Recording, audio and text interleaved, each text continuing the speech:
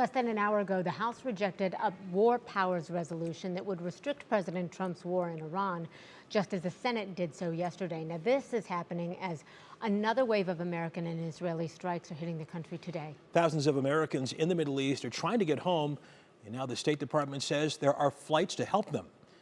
NBC's Chris Pallone has details.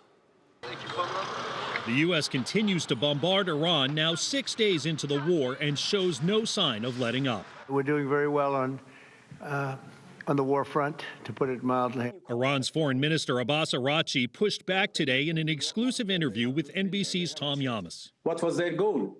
They came here for a regime change, perhaps. They came here for a rapid victory so they can, control everything. But they have failed. The system is working. The commanders have been replaced, and the supreme leader is going to be replaced soon. Araghchi was defiant when asked about a U.S. ground invasion. Because we are confident that we can confront them, and that would be a big disaster for them.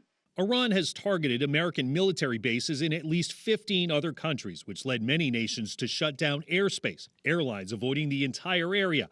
The State Department says it's begun charter flights to get thousands of stranded Americans out of the troubled area. Over 20,000 Americans have been able to return to the United States since this began, including the provision of direct assistance to nearly 10,000 Americans by our 24/7 task force. But thousands more still waiting to get out. After many phone call attempts, I've finally gotten through.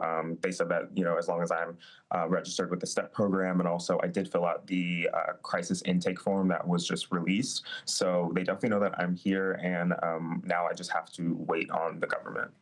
Iran's threat to burn ships trying to pass through the Strait of Hormuz is having a direct impact on gas prices.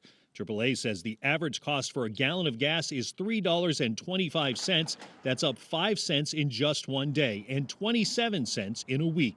Drivers in Florida waiting in long lines to fill up. It was expected, so we got to get gas. The unfortunate aspect, prices are not going to remain where they are, and the really unfortunate part, they're not going to be falling from where they are.